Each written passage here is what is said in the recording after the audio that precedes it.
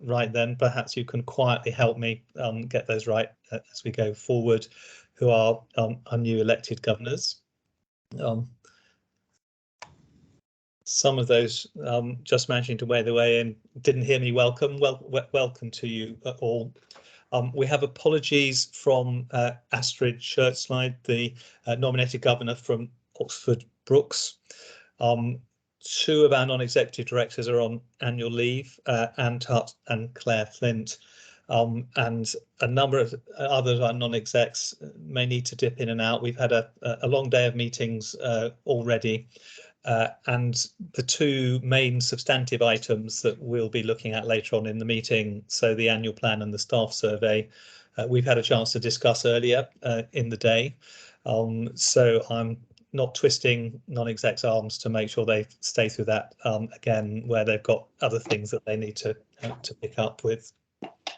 For those items, we have Jason talking about the annual plan, Chief Finance Officer, and Cherry, the Chief People Officer, talking about the staff survey, and Megan Pandit, Chief Medical Officer, will stay until we get to that stage, just so she can brief us on how we're approaching the Ockenden report.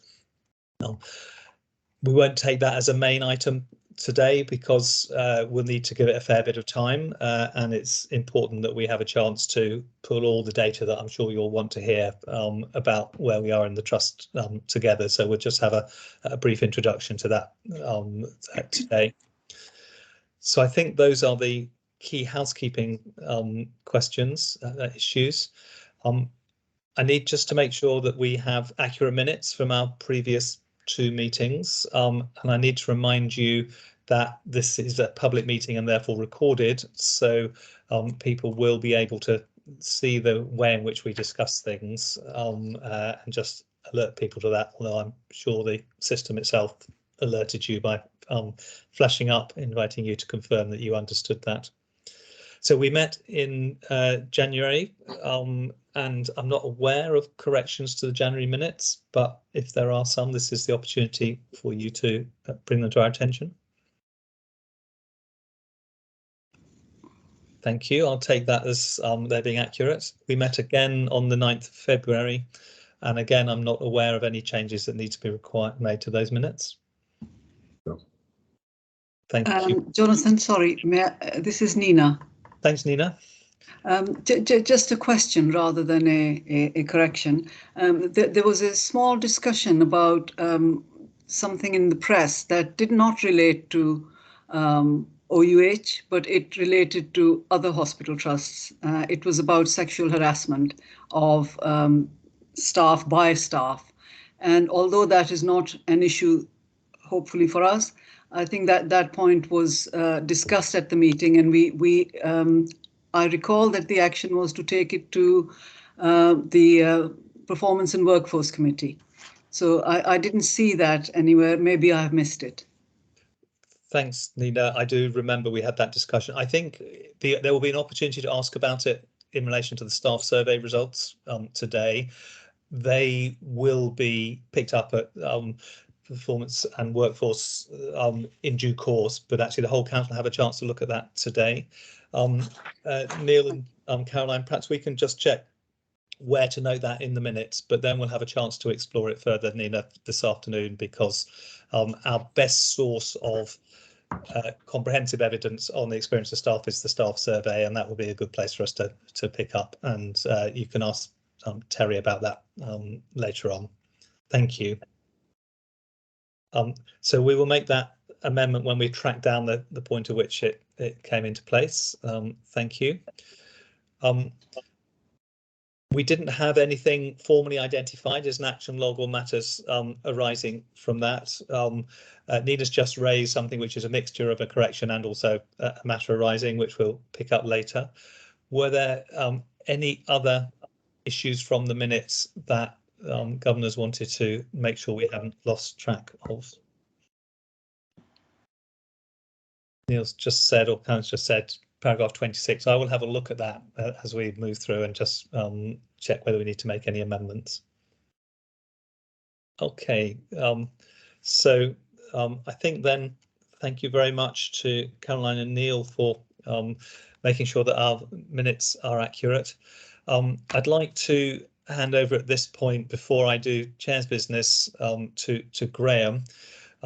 Graham was slightly sad that you didn't have a proper hustings and fight out, Graham, but we thought it would be appropriate really for us to both note our thanks to Cecilia for having been lead governor in the past, but also to give you, Graham, a chance to just say a little bit about the plans you have going forward for the lead governor role. So I'll hand over to you, Graham. Thank you very much. Well, what a pleasure. And I would be remiss not to thank Cecilia. She was the lead governor for really most years, I think, substantive years of this council. And so we owe her a huge debt of thanks. But we have a lot of new governors now. And so I think it's quite a useful time to think about what our role is, particularly in the current set of circumstances. And, you know, there are statutory duties that we have to do. We have to hold the non-executive directors to account. But that's not the only thing we have to do, or indeed possibly not the most important thing that we have to do. We shall face having to find a new chief executive, and for sure governors will have a role in that. And we also face a very interesting time when we're about to start a complete reorganisation of healthcare. And some people will be very familiar with what integrated care systems mean. Some people will not be. But one thing is clear, there's a lot of obfuscation and lack of clarity. And I think we are all going to have a really important role in shaping what integrated care looks like in our bit of the world. And I really hope we can do that, because integrated care has the potential to do something very important, which is to fix some of the big problems that we face within the hospitals, stuffed with patients, pouring in at one end and not getting out at the other, and with enormous waiting lists, causing so many problems to staff and indeed to patients and carers. So getting the integrated care system to be integrated, and it's over quite a wide area, Buckinghamshire, West Berkshire and Oxfordshire. We're going to have an important role to play in that, and I want to make sure that we all get the chance to do it. One of the things that I would say is that it's all very well for us to say, yes, we speak on behalf of our constituents, but many of us aren't in the habit of meeting our constituents on any kind of regular basis at all. And in some cases, it's just not possible, physically possible. But that doesn't mean that we can't spend time on the internet, going to PPG meetings, and other ways of engaging with councillors and other people who are going to be key players in the integrated care system. So one of the things I would like to kind of nail my colours to the mast is that let's make this the time when we really connect with our constituents, where we find ways of hearing what their needs are and actually adapting the system to fit those needs, as well as adapting the patients to fit the system. I think we've had a little more of the latter and a little less of the former up to this point. So bearing in mind that we've got so many new people joining us, I think one of the things I would like to ask Neil and Caroline if we could do would be to arrange a separate meeting where we can have breakout groups at a convenient time. And I know how difficult it is in the diaries, but if we need to start talking among ourselves, finding out who we are, what we do, where we come from, and beginning to talk about how we can connect with our constituents, how we can shape integrated care to be what we want. So rather than go on at any more length, I think I'm going to stop while we're ahead. We're well ahead of time, and that's a good way to stop, I feel. So thank you. Thank you very much, Graham. You have an opportunity to comment now on what Graham said, but I think it seems an excellent idea to get people together, and we'll certainly aim to facilitate that. David, I saw your hand go up. I'm not sure whether you joined us, David, at the point where I said we're not going to go around and do introductions all the way go round, but when people speak, perhaps if they could just say who they are and the capacity they're here in, then that would help. So perhaps you'd like to start with that, David. Okay, hello. So I'm a new governor. I'm a representative of the Vale of White Horse. My background is that I'm an emeritus professor of diabetes medicine and founded OCDEM, and I'm currently the chair of the trustees of the Oxford Hospital Charities. So my question really to Graham and to others is about the integrated care, and it relates to the fact that as far as I can make out, we are neither represented on the ICB, which is the board, nor on the partnership in any direct way. And that seems to be a mistake. I suppose that if anything, we should at least be on the ICP, the partnership, and we should really be able to have a voice somewhere on the board. Otherwise, we're much too far removed from any thought or processes that are going on. So it's just a comment about that, and I don't know whether there's anything brewing that might actually try and change that, especially relating to the partnership, which is, I think, probably the right place for us to be. David, thank you very much. I think I spoke to the chair of the ICS, Javed Khan, last week to sort of try and gauge his thinking about this, amongst other things, knowing that it would come up at this meeting. He is being quite cautious because the legislation is still not through Parliament, and he doesn't want to commit to something before it's clear what the structures are. It is clear that the Integrated Care Board will have a provider representative on it, but just one provider representative. And when I spoke with him, he wants the providers to come up with some options around that. He's not clear in his mind whether it should be a chief executive or another executive. So I've undertaken to make contact with my provider chair colleagues when I get back from Easter leave to have a discussion about how that might operate. I think he's also clear that they need to have an appropriate way of engaging with the public and patients, and he's aware that councils of governors are part of that, but I don't think he yet has any clear plan for it. So I think we need to keep plugging away at that.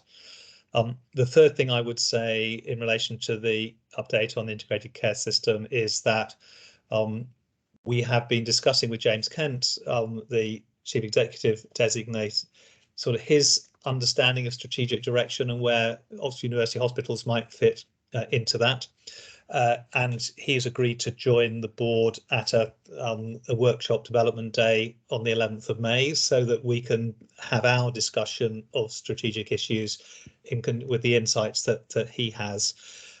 So I think we are a little better off than we were a few weeks ago on that. But I completely agree, David, that we have to be in the centre of those discussions, because we can't succeed if the ICS doesn't succeed, and the ICS won't succeed unless we do. So those things are symbiotic. I should also say that the board had a joint meeting with Oxford Health before Christmas, and we have agreed a memorandum of understanding, which there'll be a formal signing process for in the next few weeks. It was agreed at the last Oxford Health Public Board and by our board this morning, which commits us to working together with joint committees on a small number of projects, but where integration is absolutely essential. So in relation to end-of-life care, keeping people out of hospital. So I do think we're inching our way towards a way of governing the integrated care system. I think it would be a lot easier if the legislation was clear and we could see those structures coming into place. But I do think that it's not that there's resistance from the ICS to those discussions. It's just that it's slow progress. So I think that would be my summary of where we have got to on that. I might invite in just a moment Sarah Randall just to say a little bit about the pressures the hospital is under, because I'm sure governors would want to know that, and you will have picked up that the pressure is really very intense at the moment, and staff are having a pretty tough time, which of course also means that patients are having a pretty tough time. So this is it's a major pressure point, and a big part of that is getting the system to work in a more integrated manner. So I just warned Sarah I'm going to ask on that. I think she was still on the call. She may have left now. I've asked her to talk about that, but just check whether there are any other points that governors have about the issues that Graham has raised, which gives her a chance to prepare. Am I allowed to just make Jonathan, yes. one very quick point? Sorry, Graham. Sorry, yes. There have been some informal discussions already between governors of Oxford Health and Oxford University Hospitals, and I think, and also don't forget that many, or probably most of us, are members of our own PPGs and local primary care system patient voices too. So these are all ways in which we can already start to influence what happens. But I do despair that we don't have a clear steer from the government yet about what the structure shall be. And it looks like the voice of patients will come pretty low down the list, it has to be said. I think it would be very reasonable for that to be minuted, Graham. I mean, I share that view. You would want to start by building up from the bottom, and we're not doing that. But we also have to recognise the art of the possible in this. So I think the more opportunities you have to make that point, fading out, the better. But I think that at the moment we're chipping away at it, and let's keep that on our agenda. Thank you. Sarah, would you update us a bit on the pressures on the hospital? Because I'm sure governors would like to hear that. Thank you, Jonathan. I was going to say good morning, but it's good afternoon. I'm Sarah Randall, Chief Operating Officer. I'll just update you on the pressures that we've been recently under. I think it's fair to say throughout winter, and certainly into March and into April, the challenges of winter seem to have extended through, in particularly the number of COVID patients that we have within our hospitals. Not that they've come in actually because of COVID, because they've come in because they've of something else. And have found to have COVID with us. That went up to around about 170 patients, 160, late 60s. It's now dropping, and it's dropped to 149 today. But over the course of the last few weeks, we've also seen, and I'm sure colleagues have seen, that a high number of our staff also been off with sickness absence. All their families have been, because of their families have had of COVID, or indeed themselves. And that has been quite a significant gap in terms of our staffing on our wards and the front line. So it's been exceptionally difficult. So throughout the whole pathway for our patients, whether that's urgent care, whether that's in our planned pathway, looking at patients operating on them, and also on our cancer pathways. So it's been particularly difficult, and we've had key groups of staff off with COVID. So, and as we go into the bank holiday weekend now, extended leave, obviously we're wanting to make sure that colleagues have some downtime, but again, staffing is particularly stretched, and particularly on some of our ward areas and also at our front door. So I have to say the pulling together of the divisions has been remarkable and really supportive of one another, supporting across all of the sites, are really the hot sites, both at the Horton and at the JR. So I just wanted to say thank you to all the teams that have been particularly involved in that and that support. So we have been on what they call OPAL 4, and that acronym is Operational Pressures Escalation Level. A big mouthful, but it's been at OPAL level 4 on a number of occasions over recent weeks, where we've enacted the triggers to help us de-escalate off that. In our surrounding hospitals, and we've just been talking about the ICS a number of trusts have also been on Opal 4, not only within our Bob ICS, but even as far afield as Gloucester, Frimley and Swindon. So with a number of places, it is fair to say that I think the South East region has been under significant pressure, as lots of all regions. And in put into context, also our ambulance services nationally, I think that's also come through in public domain, that they've also had problems again with sickness and offloading of the ambulances at the front door. So being able to pick patients up under category 1, which is immediate response, and under category 2, which is for patients who have a heart attack. So they've had really quite significant issues. So and we're supporting them. So and we're working very closely with our system colleagues, that's with Oxford Health, our ambulance services SCAS, and our county council colleagues to really support how do we make sure we can not only discharge patients in a timely way and support them in their own home where appropriate, but also trying to admission avoid. So really looking at our frequent flyers, as they call them, people that come often into hospital, that we can pick up and make sure that they're looked after in their own home and really get that additional support. So a real focus on that pre-hospital conveyance, as well as the discharge and flow out the back door. So that's sort of the operational pressures. What if I just may just take the opportunity, whilst we've been doing that, we've also improved our long waiters on our elective waiting lists. So those patients over 2 years and 52 weeks. So those patients over a year, we've seen a drop over the last year, which is really good.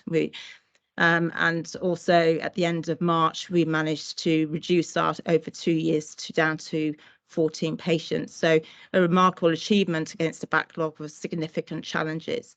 And that goes to the teamwork of our clinical divisions and corporate colleagues that have supported that. I hope that's happy to answer questions. That's very helpful. I think Sarah has been slightly modest on behalf of the team in relation to the longer waiters, because the 52-week waiting list was over 5,000 people 12 months ago, and it's under 1,000 now, and that is a very big shift, and there's a lot of hard work has gone into that. But you can see that everybody is working really hard in the hospital. And I think you'll see when Terry talks us through the staff survey results that comes through in the staff survey results, that people are not enjoying being at work as much as we would like them to at the moment, because the pressures are so great. So it is really important that we take the opportunity, as Graham and a number of others have done in the chat, to thank our staff for that, because it's really not very easy at present. Thank you, Sarah. Are there any questions or comments for Sarah on that? Okay. If I can just briefly update on where we are with the Chief Executive recruitment, and then I'll ask Meghna to say something about the Ockenden report and how we're preparing to review and respond to that. I've just put into the chat a link to the candidate brief for the Chief Executive, in case anyone wants to have a look at it. It's being handled by Odgers Bernston, and just for probity's sake, because she's raised it, Megan Termazai is related to one of the search consultants at Odgers, and she made that immediately transparent as soon as we were in the process of recruiting them, for which I'm grateful. I'm absolutely sure there's no real conflict of interest there, but it's useful to have those things noted.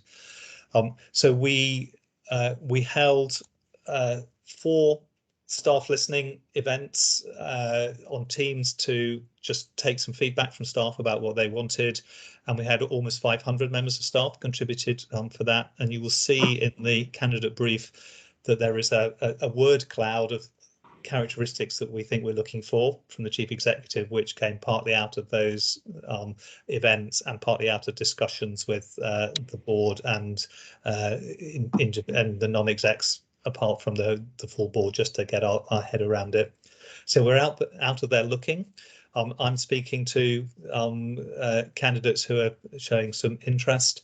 We're aiming to interview in this sort of final third of May. and our closing date for applications is the 29th of April. It will be you as the council who needs to sign off the appointment, but the recommendation will come to you from the non-executive directors. The chair of the Integrated Care System, Javed Khan, has agreed to sit on the appointments panel, which I think helps with the issues that are being raised about making sure that we are central to their thinking. We get someone who is a collaborative leader. I don't think I can say much more at this stage, other than we've had a trickle of names coming in from staff, and that would be very welcome from governors of people that we might want to approach and follow up with. But you'd appreciate that those conversations need to be confidential at this stage, while we try and persuade people that it would be a wonderful job that they would like to do and that they'd like to apply. I don't think we will end up with lots of suitable candidates, but we only need a few to have a look at and choose from. It's a tricky job, but I've already spoken to some interesting people and hopefully more on the way. So I don't think I can say much more than that, but I'm obviously happy to answer any questions as far as I'm able without giving too much away about people who've been in touch. If we succeed in reaching that timetable, we will know who Bruno's successor is before Bruno goes, which will be good. Final bit from me is that we have had a very extensive staff awards process with nominations now coming through and big celebrations planned in, I think it's the 9th of June. And I've had the privilege this year of being able to select a Chairs Award, and that's meant I've read all the shortlisted nominations, and I have to say it is fantastically impressive, the things that staff have done. So I'm very much looking forward to that, but I won't give away who's been selected on that one. I think those are my housekeeping bits, but obviously many of us have been poring over the Ockenden report to make sense of that, and as I'm sure anyone who's looked at it, it's a very sobering report and gives us a lot of food for thought. And I'd just like to give Megan a chance to talk a little bit about our process for reviewing, thinking where we are, and taking the opportunity to learn as much as we can from that report and other feedback on our service. So Megan. Thank you, Chair. So for those who don't know me, I'm Meghana Pandit and I'm the Chief Medical Officer. So the Ockenden report is an independent review. So just a brief summary, it's an independent review of the maternity services at Shrewsbury and Telford Hospital. Donna Ockenden is a midwife, and she was assisted by a number of other professionals, both midwifery and medical, in conducting this review, which has taken over 2.5 years. They reviewed some records for some 1,486 families that were cared for in the maternity services at Shrewsbury and Telford between 2000 and 2019, so a long time. They listened to a number of staff, in addition to, of course, speaking to all of the families that were involved. And they essentially found that the maternity services at Shrewsbury and Telford sadly failed to investigate, failed to learn, and failed to improve their service, and also failed to safeguard mothers and babies at the time that was most important to them. So this is very sad. The entire report, if you read it, is very, very sad indeed, and it tells you some very stories that are very difficult to read. But what the Ockenden report does is it sets out key actions, some local actions for learning for that trust, which are about 60, but also several immediate and essential actions that need to be implemented across the wider maternity system in England. These actions are based on 4 key themes. One is workforce, second is training workforce, third is about listening to families, and fourth, most important, is to learn from incidents. And there are several subsets within those actions which pertain to how training should be offered, that it should be joint and multidisciplinary, that incidents should be recorded based on the impact of harm caused to the patients, that we should not wait to implement actions from learning for longer than 6 months, and so on and so forth. So what we are going to be doing is, obviously we need to consider this in full at our public board. Sam Foster, who you know is the chief nurse, and she's the maternity safety champion for the trust, and Tony Shapira, who is on the call, our non-executive director, is the board safety champion for maternity services. And Sam and Tony work very closely with the maternity team, reviewing all their actions and all the progress from the first Ockenden report, which was published 2 years ago. So we will be taking to Trust Board all the actions as listed out in the Ockenden report, and our response to those, any gaps where they exist, and definite actions that are required in response to those recommendations made by the Ockenden report. We already have a number of other works in progress focusing on the maternity services, such as those from the first Ockenden report, but also the maternity safety incentive scheme, which is linked to the NHS resolution, and our maternity services, as you know, care for and we deliver almost 7,000 babies a year. So it is one of the major tertiary centres for women and babies to be referred from across various parts of the southeast of England, not just within Bob ICS. So I'm going to stop there, and I'm happy to take questions unless Tony wants to add anything. Thank you, Meghna. And for those who don't know me, I'm Tony Shapira. I'm one of the non-executive directors, and I don't think I have anything substantive to add, Meghna. I think there's a substantial amount of work ongoing within the maternity and neonatal services, and this is against a background of, I think, high quality services in terms of safety, but nevertheless, we have ways to go in terms of addressing other areas highlighted by the Ockenden report, and they are actively being pursued. Thanks, Tony. You will, of course, hear much more about that as we work through the action plans in due course. Are there any particular questions or comments in relation to Ockenden? I've spotted that I missed Tony Bagot-Webb's hand, so I'll go back to that in a moment. I just want to pick up Ockenden. My own perspective, I sat on the Morecambe Bay investigation, and it was a similarly shocking and distressing picture.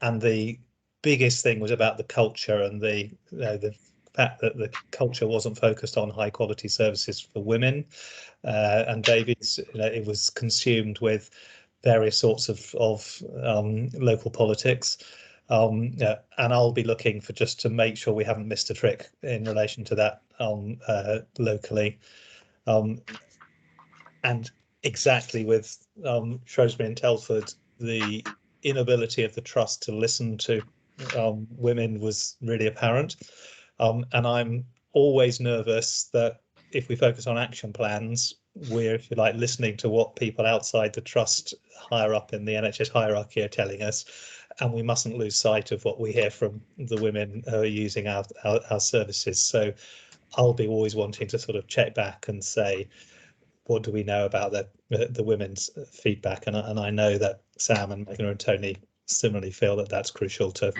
us making this work effectively. But there will be a lot of work to report back to you in due course. Thank you. Tony, I apologise for missing your hand, so I'm now coming back to you. Okay, thanks very much, Jonathan. I was just trying to follow council protocol where you always put your hand up and don't shout out. The question goes back to... Can you just say, for the benefit of new governors, can you say who you are?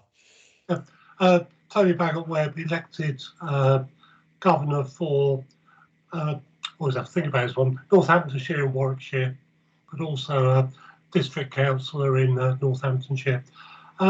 Jonathan, just going back to the recruitment, and I know we discussed at great length on the previous meeting of the wide search. I just wondered how many people apply from overseas, if any. So we haven't got to the application date yet, Tony. Okay. There are at least a couple of people who've said that they will actively consider the brief. We have looked at people who have NHS experience and are currently working abroad, and we've also got a list of people we've reached out to who work in similar publicly funded health systems in Europe. Whether they will translate into applications, I'm not in a position to say yet. I always did have a say a conflict of wanting NHS but going overseas. But I think you've clarified it, Jonathan, by saying perhaps people from the NHS have been overseas.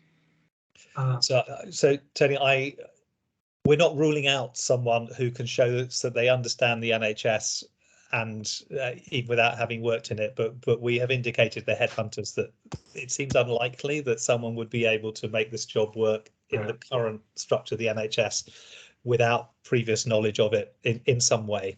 And that's something we'll test out in the interview process. Well, thanks for the clarity, Jonathan. Thank you. David. Yes, just to ask a simple question, do we know where we rank in the country for things like maternal deaths and things that are absolutely clear? I know that neonatal deaths can be a real problem because it depends on what you regard as neonatal and you can get your statistics wrong. But things like perinatal maternal deaths, where do we rank in the country? Meg, are you still on the call to pick? Yeah, I am just. So there isn't such ranking published, national ranking, but we do know that if you look at Dr. Foster data, we compare extremely well with regard to maternal deaths. And we have reviewed, David, the Embrace data, which is the best data on outcomes produced, as I'm sure you'll know, in Oxford at the National Perinatal Epidemiology Unit, and they bunch us with units that similarly have higher risk patients and paediatric intensive care, and we're not top of that pack, but we're not bottom either. So that's a good group of comparators already with high outcomes, and we haven't seen any cause for concern from that data. So that's what lies behind Tony's comment earlier, that we believe on the data we've got that our service is safe, but that doesn't mean that it can't be safer, and it doesn't mean that the experience that women and families have is as good as it could be. So that's our initial cut, but obviously you'll want to see that data properly presented in due course. We have looked at it previously, though, I can assure you. Stuart, can you say who you are for the benefit of new members as we start, Stuart? Yes, of course, Jonathan. I'm Stuart Bell. I'm the nominated governor from Oxford Health on the Oxford University Hospitals Council of Governors. It was really just a follow-up to that question, Jonathan, which is about international comparisons, because the comment is sometimes made that UK maternity services are falling behind in some international comparisons with Western European comparators. Do we have any sense of where we stand internationally in that regard in OUH? I haven't seen the specific OUH data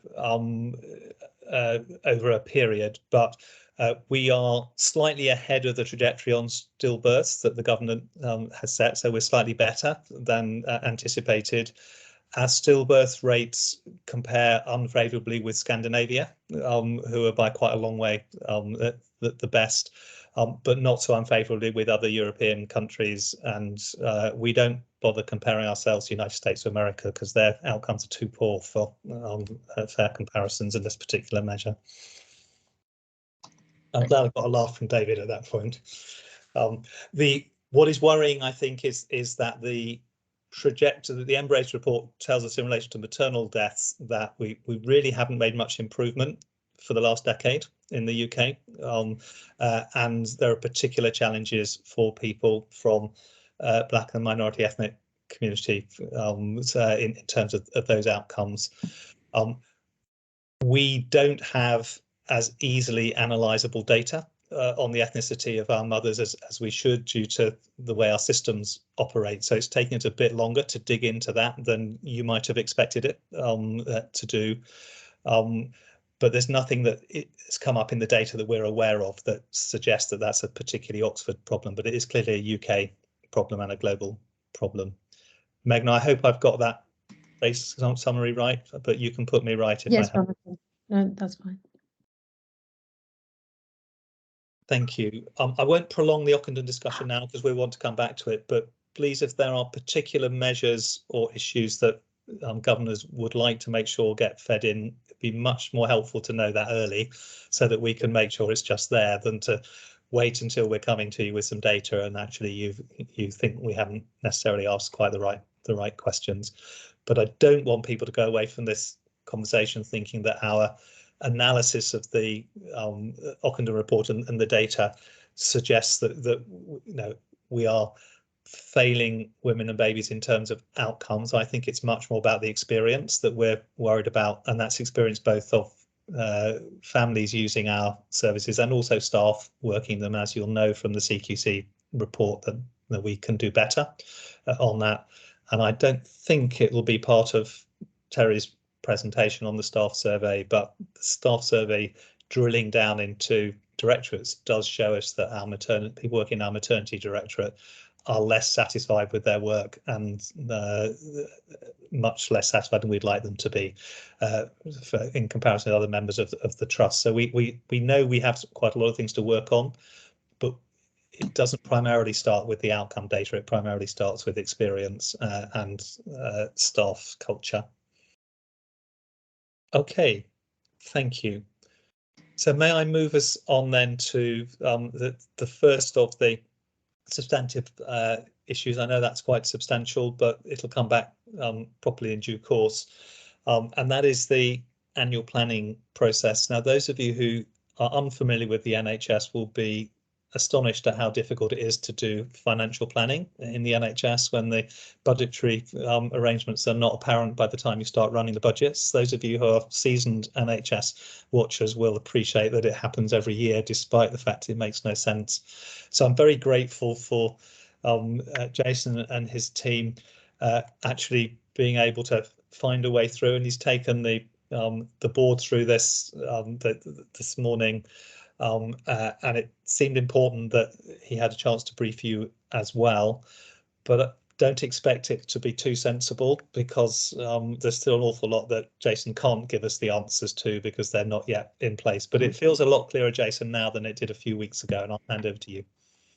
Thank you, Chair. So I'm going to give a verbal update, and I think Jonathan will just reflect at the end on sort of when the next opportunity to give the governor something in writing is, partly based on actually sort of the nature of the discussion that we have after my verbal presentation. So the Performance, Workforce and Finance Committee, I think, saw the state of where we were a few weeks ago. I have to say, I don't know if some summary of that's been tabled to all governors or not. So I'm going to assume that most governors hadn't seen that, but it might be useful to for that to go round.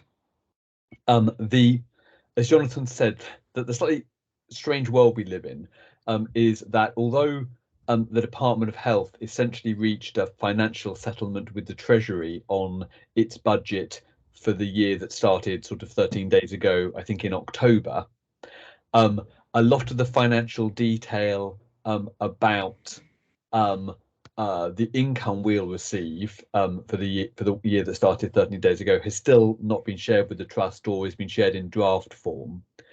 The core, I think you'll all know that the core, as it were, top-down sort of requirements that the government have set on the NHS hinge on increasing the amount of elective surgery that we do, depending on exactly how you measure it, which is probably a nuance that we shouldn't go down into today, to either 104% of what we did in 2019-20, i.e. before COVID, or 110%.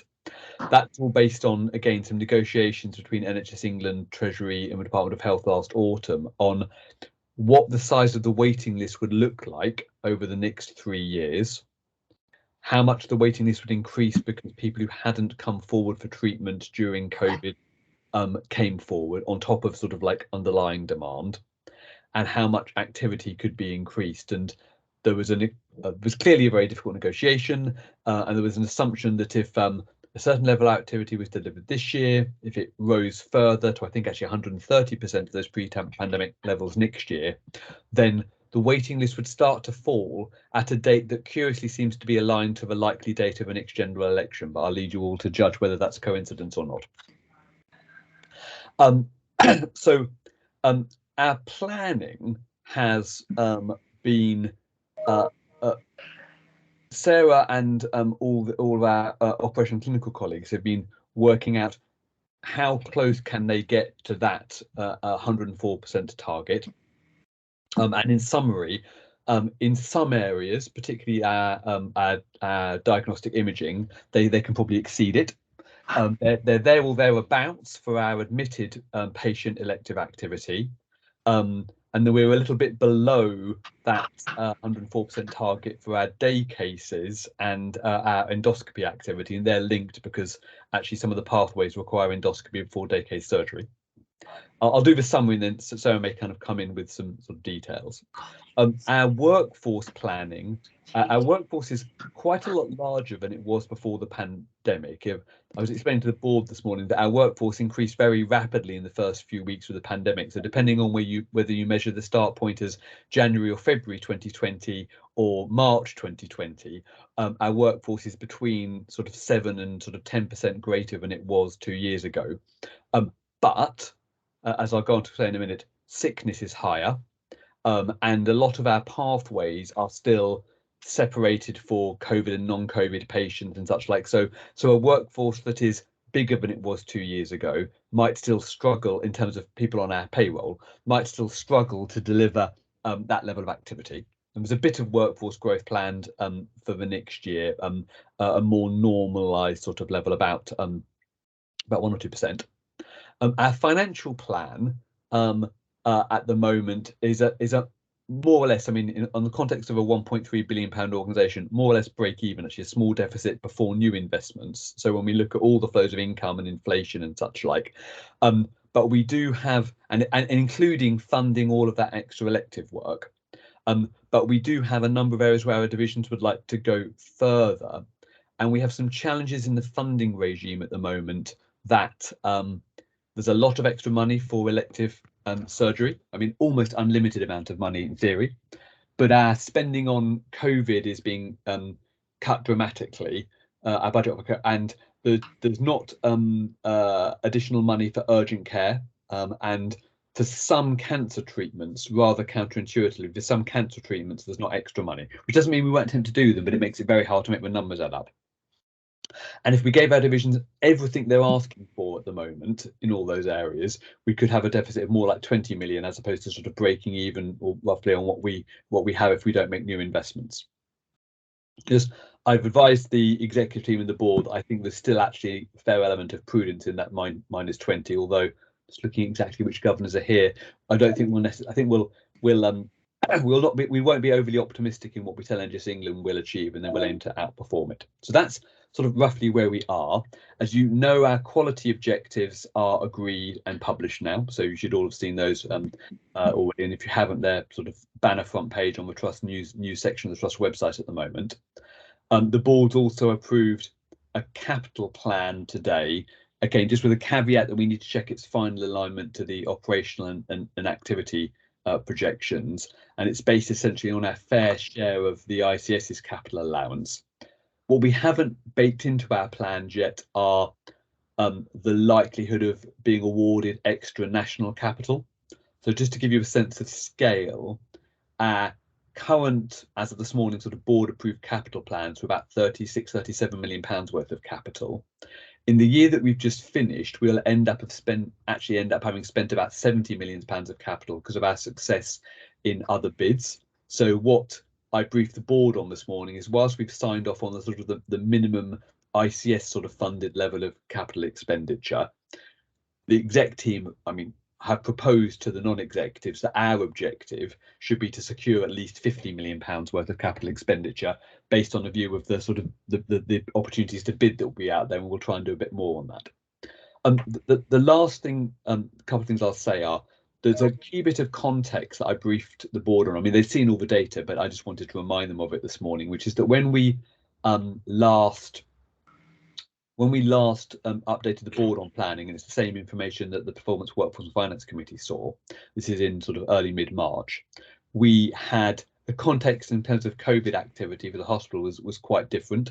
And the couple of statistics I reminded the board of this morning, again, they see this every week, was that in early March, we had 68 COVID inpatients, which is about 7% of our general and acute beds.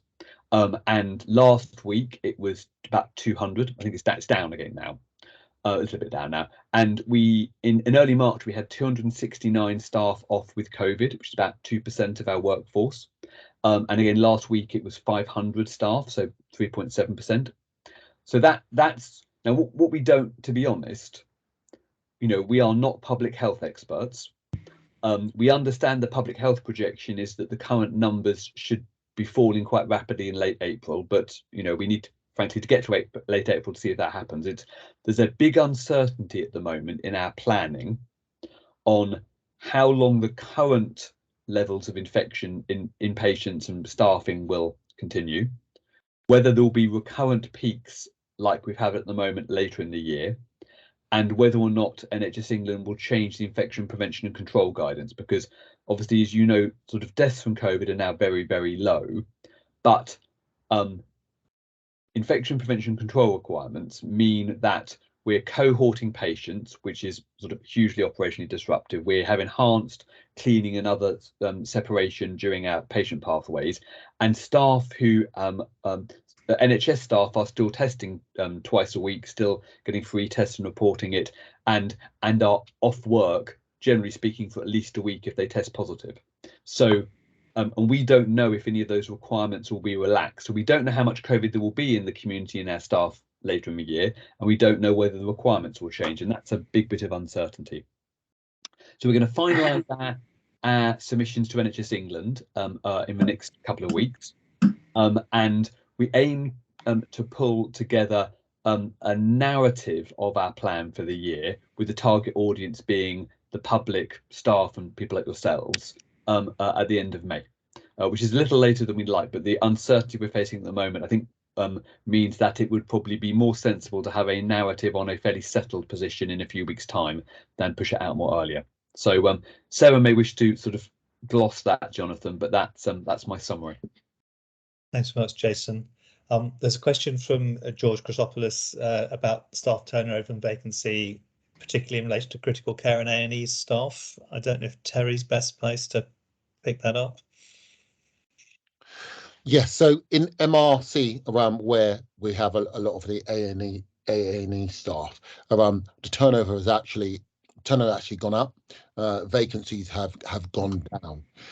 There are still ongoing issues around what it means in relation to the ongoing effect of things like VCOD. We think that we've mitigated as much of that as possible. For new governors, VCOD is vaccination as a condition of deployment, which was government policy and is no longer, but has obviously left us with quite a lot of ill feeling. So what we are seeing is that our vacancies are either improving or staying stable. Our turnover has been going up and has been edging up in both of those areas, and that's partly because during the last 2 years, COVID has actually kept a lot of people in post, and people are now also feeling freer to move on as well. Thanks, Terry. George, was that the question you were asking? Yes, thank you for this. To deliver on surgeries and operations, we need to have critical care facilities up and running and functional. I'm a heart surgeon, and I'm at the forefront of using critical care facilities. And I'm aware that the critical care facilities, the new ones that we have built, they're struggling to find staff. So we have more beds, we have less nurses, and this is my experience on the fact we rely on a lot of existing nurses doing extra shifts, which puts extra pressure to the staff. And I think that one of the ways of meeting the targets from the government and the targets that we have towards the patients that we treat is that we need to increase the recruitment on those two fronts, the critical care and the A&E. Yes, we do need to make sure that we recruit. Part of the problem we have with recruitment, however, is that we've not trained enough of our nurses and doctors. And one of our big ways of dealing with that problem is via international recruitment, and we have been doing a lot of international recruitment. Actually, we're one of the best in the region. But that's still not enough. So we've got a dual approach about making sure that we're doing as much as we can to recruit to the domestic market, from the domestic market, and keeping as many students as possible. So it's something that we recognise, something that we're actually working on, and we're actually getting a large number of international nurses coming each month. Thanks, Tony. Jason, there's comment from David in the chat around what are we doing to support lowest paid staff, and obviously you did quite a lot as an executive team with some flexibility at year end, and I just wonder if you might like to summarise that for governors. Thank you. So just as you said that, I was writing a note in the chat offering to come in on that, so put on the note. So I think it's fair to say this is an issue that the exec team, the whole board, but particularly the exec team, are hugely disturbed by.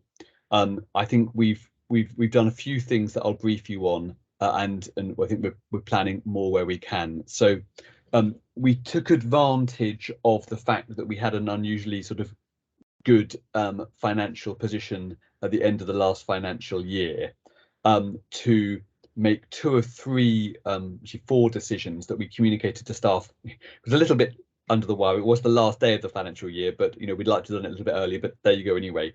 So there were 4 things we've announced so far. The first is, and was a little bit of finessing on this, we didn't quite get the detail right in our announcement, which staff governors may know. We're going to raise our mileage rates for business travel. There's a plethora of different rates that different contractual groups have, and then some of them are more or less than the amounts that are sort of tax-free. So Terry and I met this week, and a sort of working assumption, which Terry's team is just testing, is that we'll basically raise all of the mileage rates to the highest rate, as it were, so that the staff are all treated equally and it's closer to the cost of business-related travel. We have we're giving all staff it's just really a token, but £100 bonus in relation to service last year.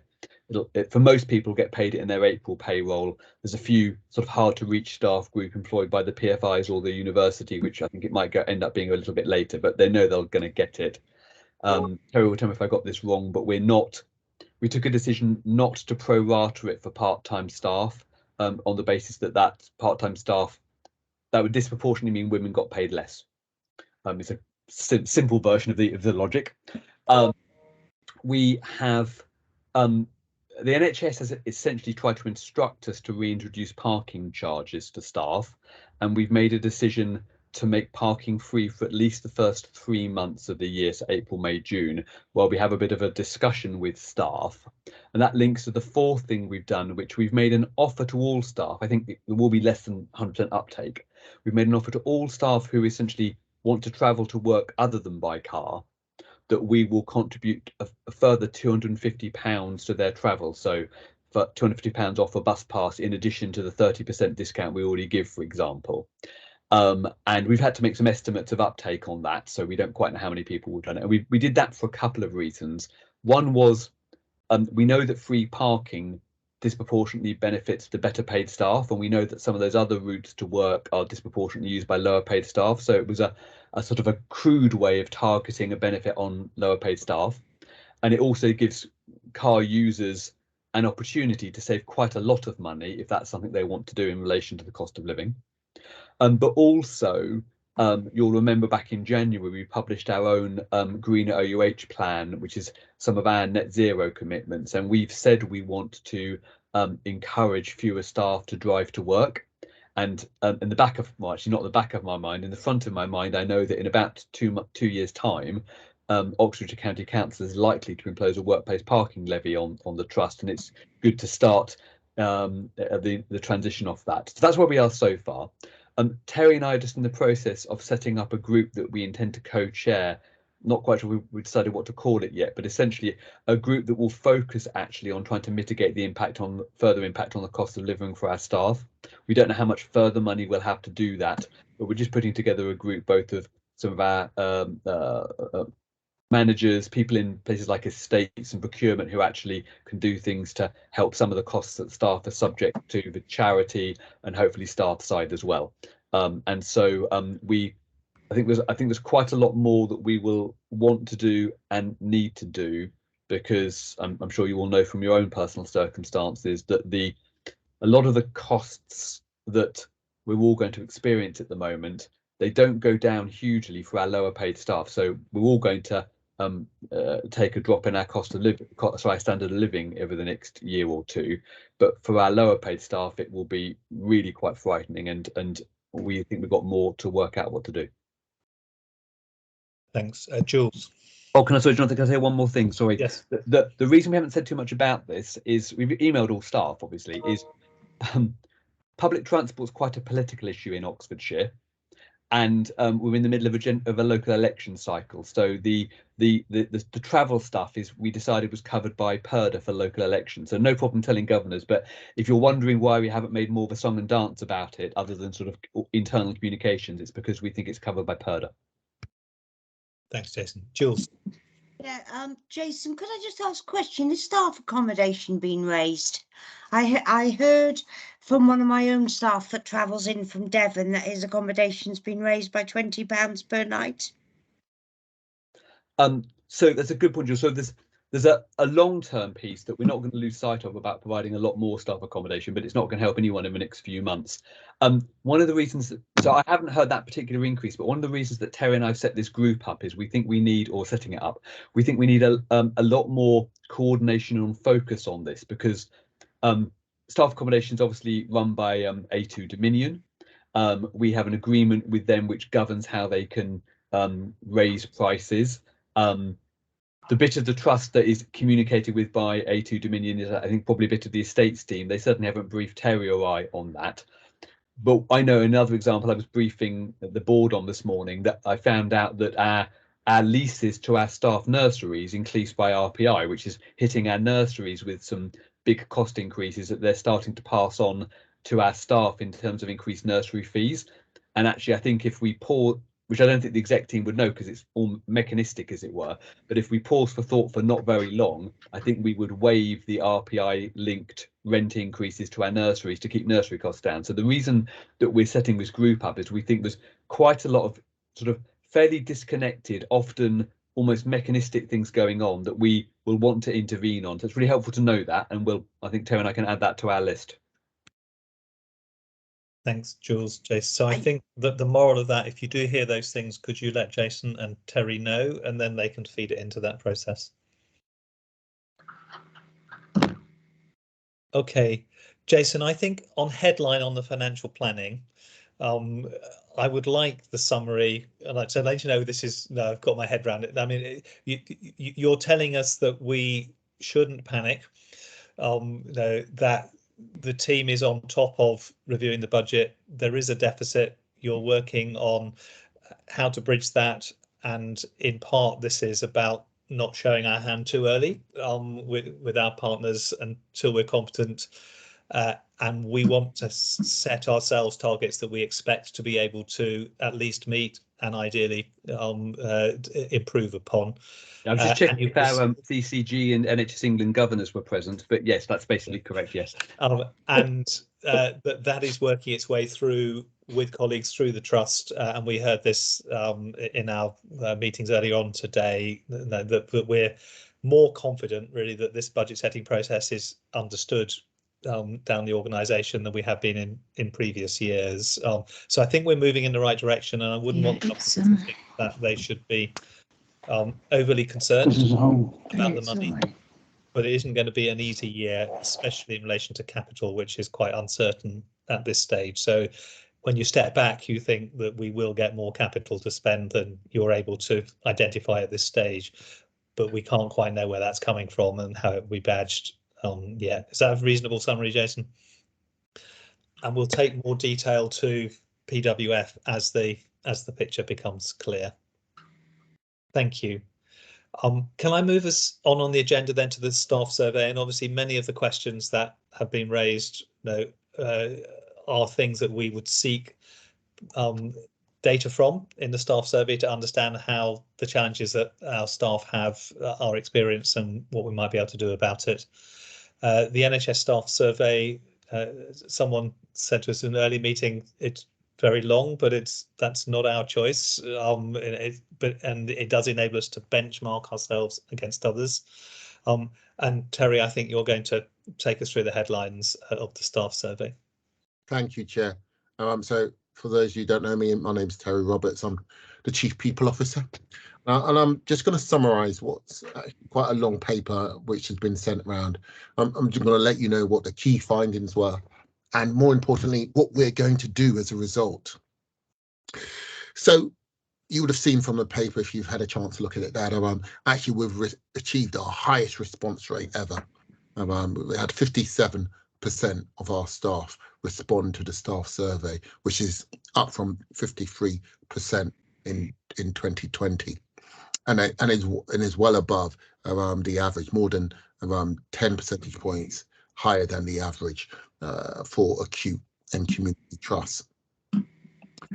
When we look at the results, however, they are different. The results for 2021, we saw that 11% of our questions we had an improvement, 39% remained the same, and 50% declined against our results in 2020. Now, this is following the first wave of COVID and our response to that. And it should be noted that across the NHS, what we've seen is that there has been a big drop in how staff have responded to the staff survey and the results. And you would have heard earlier on from Sarah and others the pressures that our staff are facing. However, when we look at our results as compared to other Shelford groups, and for those of you who don't know, Shelford is basically other large teaching trusts, so that'd be like Cambridge University Foundation Trust, UCLH, King's, Guy's and Tommy's, etc. That actually we remain in the top three, or actually we've moved into the top three for 9 out of the elements of the people promise. And even our worst result, we're still in the top 4 when we compare ourselves with similar organizations. So in that context, we've seen our employee engagement index, which is a score out of 10, decline to 7 from 7.2 in 2020. But what we've seen is that the differential 0.2 from the average is actually the same. And the reason why we saw this decline was because we saw a decline in our advocacy and motivation scores, and it's not surprising that motivation of staff across the NHS has fallen in the last year or so. But what we have seen is a number of areas of improvement. The ones that have shown the most improvement in the trust include improved reporting of my immediate line manager asking my opinion, and of not experienced bullying and harassment or abuse, which is one of the things that we said last year that we were gonna focus on. And also we've seen a slight increase in the experience of bullying, abuse being reported. And actually that's a good thing, it being an increase, because actually we want more people to highlight if they feel that that's happening, so that we can actually do something about it. And it's showing that our staff have faith in that we will do something as a result of these issues being raised. The area showing the most decline was in the last 3 months. I have come to work when not feeling well enough to perform duties. Also around being satisfied with the extent the organisation values my work, and would I recommend the organisation as a place to work. Now, the trust focus on health and well-being has and you would have heard about growing stronger together, and I think I've spoken to you about all of the initiatives that we've taken there. We feel has led to a significant increase, a 25% increase in our staff feeling that the trust is taking positive action on staff health and well-being. Health and well-being is also a quality priority again in 2022-23. So that's telling you a little bit about what our results are saying. More importantly, what are we intending to do as a result? Well, our intent is to make an impact and to improve how our staff feel through implementing a divisional-led cascade approach to engagement that enables a deeper dive analysis to understand the results and have more consistent and local action planning as well. Now, we've called this our engagement promise. Now, our engagement promise is based on a trust-wide approach with all divisional leaders being responsible for cascading those results, and team leaders undertaking what we're calling time to talk conversations with their teams to co-design, embed and own local action plans. We're also looking at utilising Ulysses, which is our risk governance reporting mechanism, and we want to do this. Actually, it's an idea that came out of the divisions, so that we can have smart plans that are documented, monitored, and regularly updated and progressed. And we've worked with the corporate governance team to make sure that this approach can work.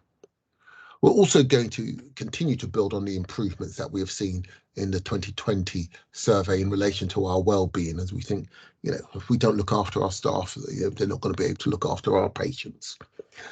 And so we're going to continue to push forward our Growing Stronger Together programme as well. We're also going to utilise our quarterly staff survey to monitor how our staff are feeling and to continue to address trust-wide priorities with a focus on quality, diversity and inclusion, bullying and harassment, and violence and aggression. So these are some of the ways in which we're going to look to improve our results of our staff survey, and more importantly, improve how our staff feel about working here. So I think I'm going to stop there and I'm going to open it up for questions. Thanks so much, Terry. You've got a question in the chat from George around focused groups, workshops, who's going to get invited to participate, and what's the involvement of staff governors in those processes? So we would expect it to happen right the way throughout the organisation in every division and every corporate area as well. Staff governors are part of divisions and corporate areas as well, so we'll be expecting that to happen everywhere, because actually this is around co-creation. And we also want to take a coaching approach to this, so that actually you're involved in the implementation of those plans as well, and you can see the differences. So I'm expecting them to happen everywhere. And we had agreement at our trust management executive that the corporate and the triumvirate teams will all be making sure that happens. Thanks, Terry. Graham, and then David to follow. Graham. My question was really about teamwork, because I think it's easier to ride over rough ground when you feel part of a team, when you feel supported by your team, when you feel that you have some obligation to support your other team members. So, and you know, it boils down to the values of the organisation and the extent to which you feel like you're part of a joint enterprise. So I just wondered what work is going on to foster that within the organisation. Well, one of the things I'll tell you a bit about it, but one of the things that we're really pleased about is the increase in my manager listening to me and involving me in what's going on, and your first line manager is also really key in terms of how you feel about that person. Is all really key in terms of how the teams feel as well.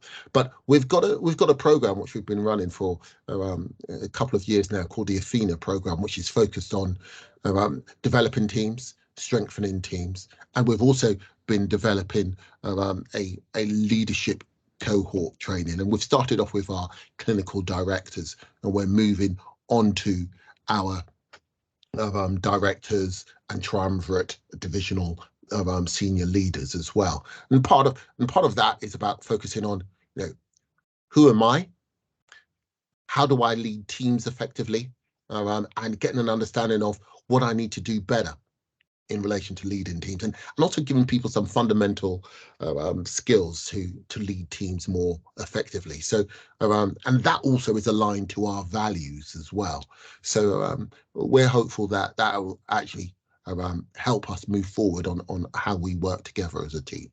Do you think that this is coming from the top? I mean, my sense of the board is that it's actually functioning as rather a good team these days, perhaps better than it has done for some considerable time. It would be nice to think that from the top downwards. So both the board and the trust management executive have done the Athena journey, Graham. So we are aiming to do the same sorts of support for teamwork as we're asking the staff across the trust to do.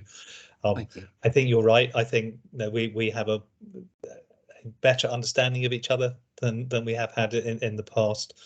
And you know, life is tough in a different sort of way at the board. It's not quite the experience that the frontline staff have for non-executive directors. It's everybody's working really hard, and teamwork has been really important on that.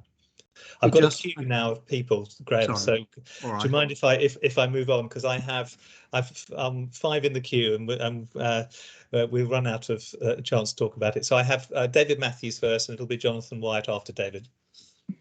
Sorry, I feel that I'm talking too much, but one of the things in the report is that the word morale only occurs once, and that's in parenthesis. And it's not quite the same as well-being. And I do think that an organisation needs to have high morale. And I don't know whether you've seen within the Times recently a report that the HEE have issued a report suggesting that we don't call all of your doctors junior hospital doctors, but call them postgraduates, and stop using the terminology that's belittling and degrading, really, that you've got people there age 39 running the entire intake of acute medicine and calling them junior hospital doctors. So I just wonder whether simple things like abandoning that terminology might be one thing that would improve morale immensely. It's cheap to do and would have immediate returns. Yeah, I'm supportive of that. I'm not aware of that report, but there has been a move from calling doctors junior doctors to doctors in training.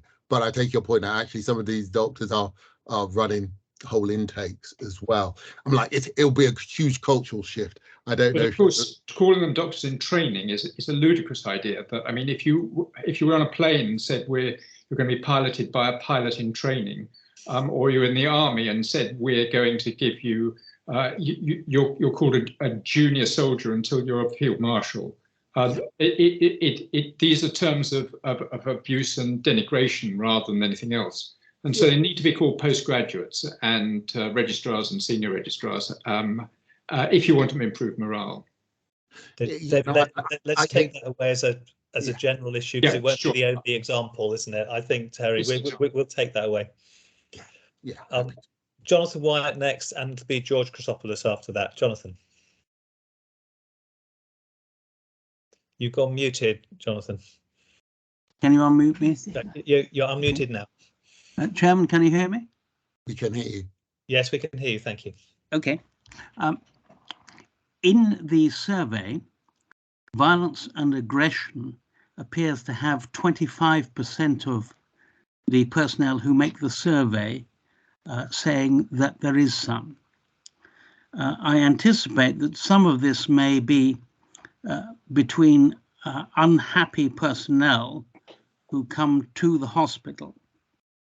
My thoughts is that the hospital should have obligations to the patient, which they make clear, for instance, to act kindly, to treat firmly and fairly, and use the best treatment available. And there also should be obligations which the personnel entering the hospital accept the terms of. And these should be to behave in a reasonable fashion, not to shout or swear, and not to be violent. And then the terms should be set out what would happen if somebody shouts, swears, or is violent. In the first occasion, a yellow card would be shown by qualified staff, and the person would be informed that action would be taken unless the shouting, swearing ceases. If that doesn't happen, then a red card is shown, and they are taken by security staff to a secure environment where they may or may not be treated, or the police may be called and the treatment left to the police surgeon. I come from an angle of having been a common law barrister for a number of years and dealt with people who have been aggressive and violent at various times. And the answer for the hospital, in my view, is firmness and acquainting people that action will be taken if it occurs, because I see it as a massive number of people who are complaining that it occurs and it should be firmly dealt with. That's all from me. Yeah, thank you. And this is something that I in between meetings today, I was having a discussion with the CD for psychological medicine about, and it's something that actually Sam Foster, the chief nursing officer, and myself have been working on in relation to violence and aggression. And actually, the issue isn't only about the process you have, it's also about our staff and changing how our staff feel about raising those issues. And raising the issues that, okay, I've got a patient, that patient's got dementia, and they're being verbally and mentally aggressive as well as physically, and some of our nursing staff and what the CD told me, especially some of our newer nursing staff that have come from abroad, feel that they're not being a good nurse or a good member of staff if they're reporting that. And what we need to do, and what our plan is, of enabling our staff to speak up and to report it, so that actually we can actually put into place the processes and the procedures that will look to stopping patients being verbally, mentally, or physically abusive to our staff. So yeah, completely agree with that. There's a piece of work that we're looking at doing right before that, which is changing our staff's mindset, because some of them accept it, and then what happens is they get to a stage where they can no longer take it anymore and they end up leaving. But yes, as far as I'm concerned, other patients, and this is putting on patient's hat as a governor, don't appreciate that. And I think other patients would have no problem.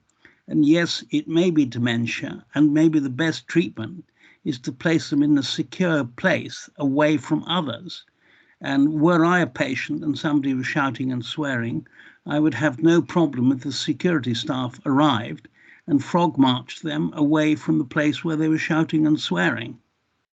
and were they intoxicated or drug so Jonathan, had drugs, I would have no problem seeing them frog marched away. Perhaps all the staff. Jonathan, our security staff are fantastic at defusing these situations. So there's a range of things we need to see happening, and we have a pilot in the emergency department on the use of body cameras. So perhaps, Terry, we might bring back, when we know the results of that pilot, we could look at this broader question about violence to staff and how we establish the entitlement to staff to be safe and what it takes to try and move that forward. So Jonathan, I think there's a range of things going on, and let's bring it back when we have the outcome of the pilot. Yes, it was just Jonathan, the very large section who were putting their hand up to say something had happened. I would have expected it to be about 3% rather than 25%. Yeah. and what's really interesting is that actually we don't have that number reporting it or putting it on Ulysses that it's happened, and so actually it's really important for us to change the culture. Yes, absolutely, very good. Thank you. Thank you. I have George next, and then it'll be Aliki after George. George. Yeah. Yes, thank you for that. With regards to the very last thing, I would expect him not to report it. I would expect it not to happen and stop it from happening rather than reporting and having to treat it. Just a couple of points is in relation to the most declined and the one that you mentioned about not coming to work if you're not feeling well, that is the 911D. When I've answered that question, I thought that was a positive and not a negative. So maybe that question is answered in a different way by different people, and the perception is different. Because I've answered it in a completely different way to the way that was presented in the report, actually in the opposite way. So we may have to think about that. That's helpful. Thank you. Also, one thing I would like to raise is the following. In general, within the trust, we have the two major divisions of people. They're the clinical and the non-clinical. Okay, and deploying the same questionnaire to both groups may not necessarily mean the same thing to these two different people. And somehow, all these people need to be empowered. And the clinical staff, they don't have that much of interaction with the non-clinical as much, although they are very important for our role and how we deliver what we have to deliver to our patients. For instance, when they tell me who is the most important person in my team, I said the cleaner. But the cleaner doesn't know that. So one thing of empowering people maybe is just get that communication going within the groups in a better way. So people feel a bit better empowered. That's a really helpful point. And of course, you can start that, can't you, by telling the cleaner how important he or she is, and we need to try and reinforce that. If you don't mind, I'm going to move on, or we'll run out of time for other things. George, I have Aliki next, and then it'll be Sally Jane after Aliki. Aliki. Good afternoon, all. I'm a new governor by staff non-clinical constituency. Very nice to meet you all. I would just like to add a comment about the trust survey and the outcomes. Being a trust employee staff, I would like to say that I believe the most efficient and best performing teams are those who have motivated staff. The trust survey or the survey outcomes show that people were struggling. Sometimes they don't want to go to work, but are there any plans or are there any incentives or initiatives to boost the motivation / self-motivation of the trust staff? Okay, so we feel that the way that staff can feel motivated is when you look after them and you engage them and you listen to them and you hear what they have to say and you act on what they have to say. And our time to talk our engagement promise is all about doing that. Hearing from people what they feel those issues are, co-designing solutions which they can be engaged in, and then delivering on them. And this year we've put a particular focus on that, because what we want to make sure is that it's not just another listening event, but actually it's something happens as a result, and something happens at the local level rather than simply at a corporate level. So that's our approach this year, to try and make sure that actually things are done, and they're done by listening with the team, engaging the team, and asking the team to help implement some of the solutions that they come up with. Thank you very much, Terry and Leakey. I'm going to need to move the agenda on in a minute, so I'll take Sally Jane, hopefully as the last question on this, and then we'll move to the Healthwatch update. Sally Jane. Yes, thank you. I'm Sally Jane Davidge. I'm Public Governor for Buckinghamshire, Berkshire, Wiltshire and Gloucestershire. And in that report, we also had some figures to do with equality, diversity and inclusion, to do with disability and various things like that. And as Terry knows, I'm very privileged to be part of the steering group that you have for EDI. And I wanted to commend, first of all, the work that the Trust is doing about this, with Terry pushing things along, various networks that are being built up for different staff, for women and people from BAME backgrounds, people with disabilities, carers, various things like that. And I wanted to commend that, and that's, I know, in its sort of early stages. And also to ask if you feel for those aspects, is there enough interest higher up in the Trust and the different directorates to make sure that these groups are able to have their voices heard, and that these figures, which, you know, concerning about the problems perhaps a disabled staff member might face, you know, hopefully those figures might be able to improve in the future, and the Trust be seen as some way to attract people to come along to work. Thank you, Sally Jane, and thank you for all of your support and coming along and helping push forward around this agenda. So the execs are all aligned to one of our staff to all of our staff networks, actually. So there is exec commitment to it. There is probably more we can do to make sure that that disseminates all the way down the organisation. I'm like, one of the things when I looked at the WDES, which is the Workforce Disability Equality scheme, was that actually staff were saying that they don't feel that reasonable adjustments are being made when they have a disability, that they're not getting the equipment that they need. And so there are some things that I think we'll need to focus on and move forward to make sure that actually it's a legal right. If you become disabled, or if you have a disability, there is, you know, we have a duty to make sure that we give you the right equipment. And so there are certain things which we probably just need to make a high priority, and I know that the board have already committed to doing those things. We just now need to make sure that it disseminates all the way through the organisation. Thank you, Terry. Thanks, Terry. And thanks also to Katie, who's the non-executive lead dealing with the diversity issues. Katie, is there anything you want to add to what Terry said?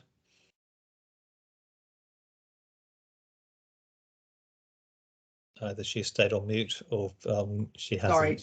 Sorry. Only that the whole concept of this is being very well received at the ED&R committee.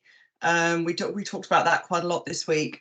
So I think there's recognition that there's a lot to do. And in separate news, Terry's got a whole plan around his deployment of the well-being piece, which is seen as being great, except slightly ambitious, they said, didn't they, Terry? But yeah, so there's a lot of work going on, and I've been sort of feet first in that, and it's been great. Thank you. I'm going to move the agenda on now, because we're behind time. We're almost at the stage where I can try and move things quickly because it's housekeeping, but we're now at the item on the agenda, which is the update from Healthwatch. Rosalind, we have a number of new governors, so if you weren't already planning to, perhaps you could quickly say what Healthwatch is and does for their benefit, and I'll hand over to you. Thank you very much, Chair, and thank you very much for inviting me along today. My name is Rosalind Pearce. I'm the Executive Director of Healthwatch Oxfordshire. And the reason why I looked up just now, I've got an RAF aeroplane flying very low over my house, so I hope you can still hear me. So what's Healthwatch? Healthwatch Oxfordshire has the responsibility to listen to people's experiences of health and social care services right across Oxfordshire. So we were established under the 2012 Health and Care Act. I'm not going to go into all that detail, but basically our role is to listen to the experience of patients and of service users when they actually access or try to access services. What do we do with what we hear? Oh, thank you, John. What we hear is we take that to the commissioners of services and to the individual service providers. We also have the powers to enter and view into any service that is in receipt of funding from NHS money or from local authority social care. And that is not an inspection, that's different. It's about us going in and observing what's going on, listening to staff, listening to service users, patients, their families, to try and get a sort of snapshot view of what that service is like from perspective of users and staff on that particular day. I was really interested. I've been here since the beginning, almost the beginning of the meeting, and I found it really interesting. And I think just to give you a little idea of over the last year or so, we've been supporting what's called community researchers, people who've been in their communities, talking to their communities about issues and concerns. And two areas that have been researched by those community researchers in the last year has been the access to interpreters when people are accessing health and care services, and maternity, should we be surprised. And I would just encourage you guys to have a look at our website. And on our website, we've got a film which was shown on the 12th of March to the women who took part in it. And we also had a substantial number of people who came from Oxford University Hospital's maternity unit and from Bob.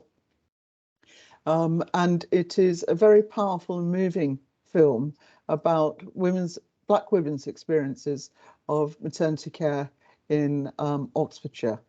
It's both quite emotional and it's also quite inspiring because the women had good experiences and not such good experiences, but they also had ideas about how the service could be improved. And bottom line was, we need to be listened to. We need to be listened to as equals, and that we must be heard. The interpreting questionnaire also had an opportunity for both people who had accessed or not been able to access the interpreter when they attended a hospital appointment or doctor appointment, and also staff. And it was interesting that one of the issues that was raised within maternity again was about the equipment that was being used to assist with interpreters when women were in the labour wards.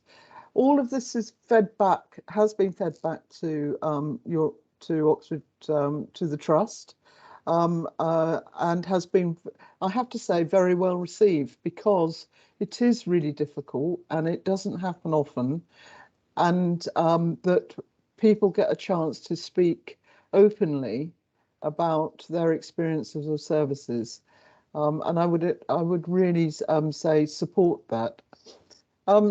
Just to say, things don't change quickly in Healthwatch world, and don't change quickly from a patient's experience all the time. Sometimes it happens very quickly.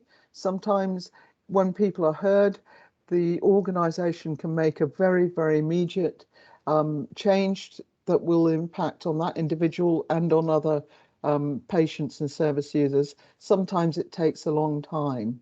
In 2017, we did a piece of work listening to people who had travelled to the 4 sites, Oxford University Hospital sites across the county. And as a result of that report, I would say that the changes that were made in the parking arrangements, payment, access for people with blue badges, etc., over the last year by the hospital are in main have been because of that report. And I would commend the hospital for having listened. But even more, I think it's really good that people get a chance to speak. Just on, somebody just said yes, Bucks and Buckinghamshire, Berkshire West, which are all part of the Bob imprint footprint. We do work together, and we do try and do joint work where it might help different services. And on that, listening to you earlier, I have to say that absolutely the patient voice has to be at the centre of everything that the integrated care system board partnerships do, and should be involved at the beginning in the design stage and right through to being part of the monitoring evaluation of services that do that. And I fully support the role that governors right across all the trust governors in Bob should have a place around the table. We as Healthwatches are working together, and we also have direct links into Bob, and are constantly putting forward the case for wider involvement, greater involvement. And on that, yesterday I think it was, they published their draft strategy for listening to public and patients, and it's on their website. I don't know if anyone's got their website easily to hand, but let me see if I can do that. But it's on the Bob Integrated Care website now, and I would recommend that you guys have a read and respond to it, because it doesn't mention trust governors at the moment that I could see, having scanned it very quickly today. Let me just see if I've got the right. No, that's not it. I haven't got the right one. I'll just see whilst I'm talking, or whilst you ask the questions. Have a look at it, because now is the time to have an opportunity to influence their strategy. But as we all know, it's actually how you implement the strategy that is the key. And it is quite a high level strategy. We individually and as a group of Healthwatchers will be responding to that. There's a lot of commitment about involving key stakeholders, involving different organisations, and involving the public in the development of Bob and the way it works. So it is an opportunity for the trust governors and the trust to respond to that. Let me just, so I'll stop. Oh, great. Thanks, Jonathan. You're much more efficient than me at this sort of stuff. I've got 2 screens. It's the biggest difference. You're talking.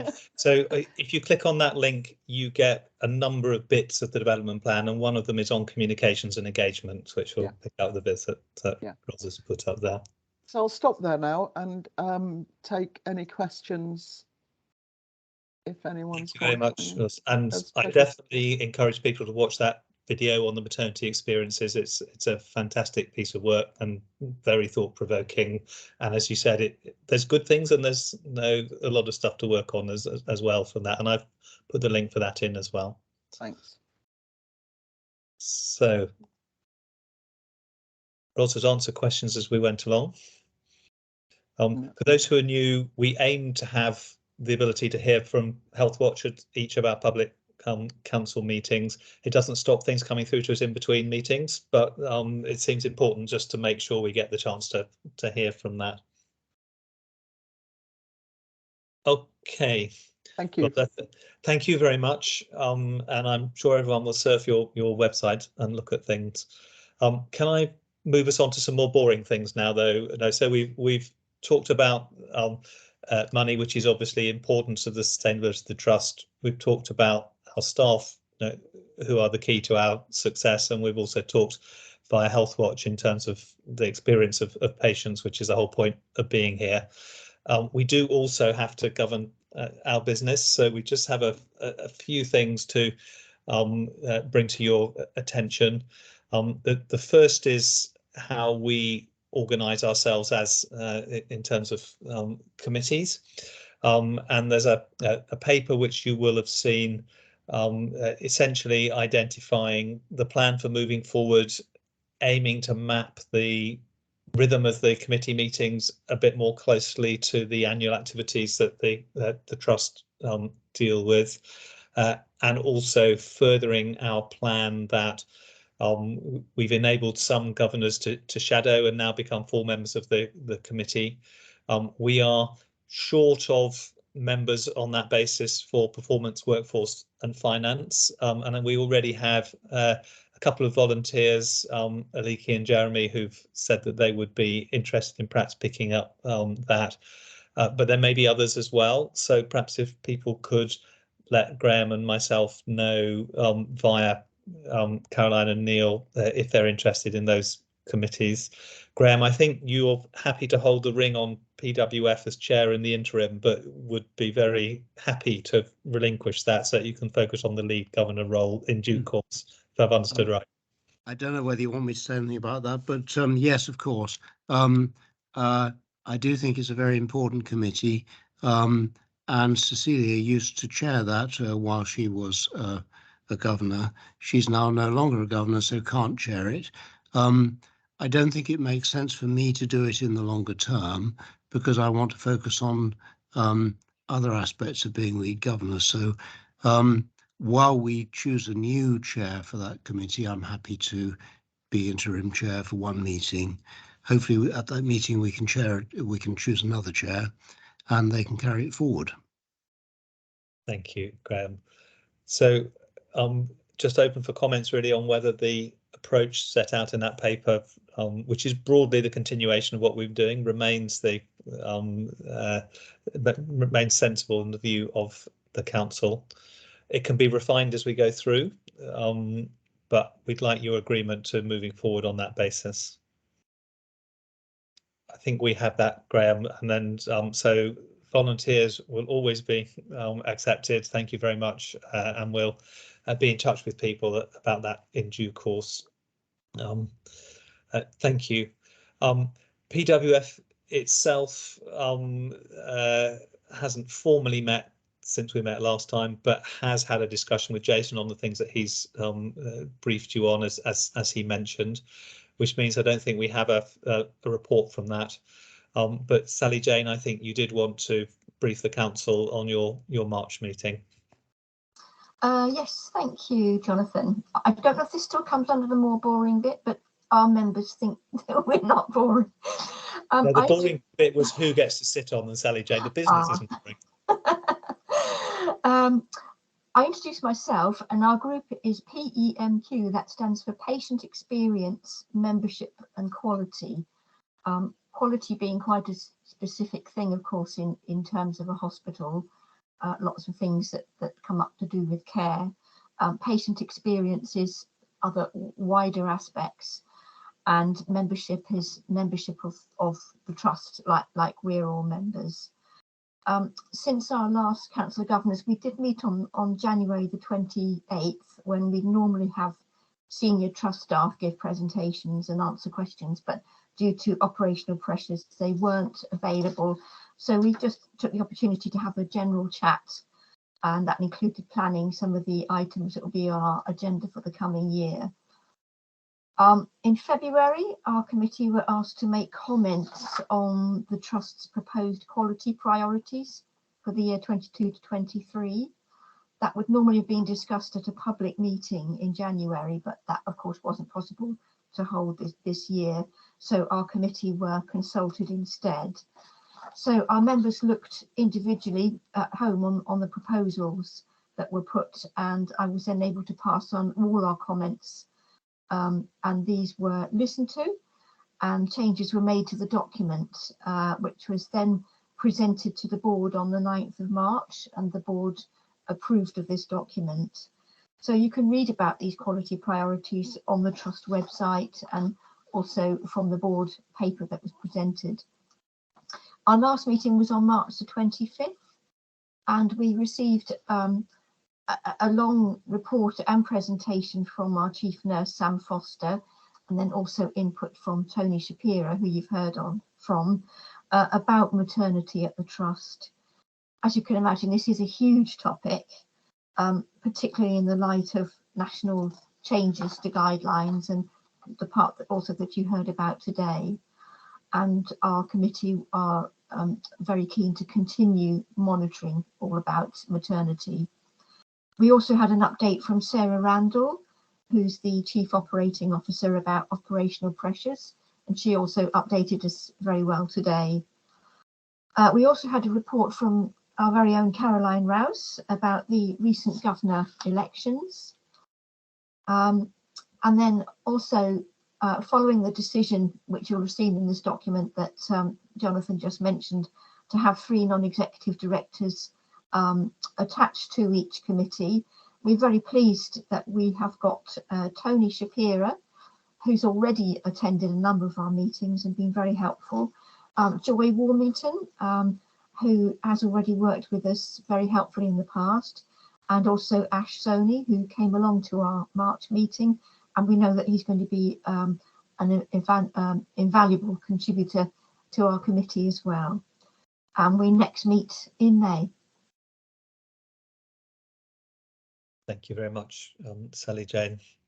Does anybody wish to make an observation or ask a question of Sally Jane under that heading? Thank you.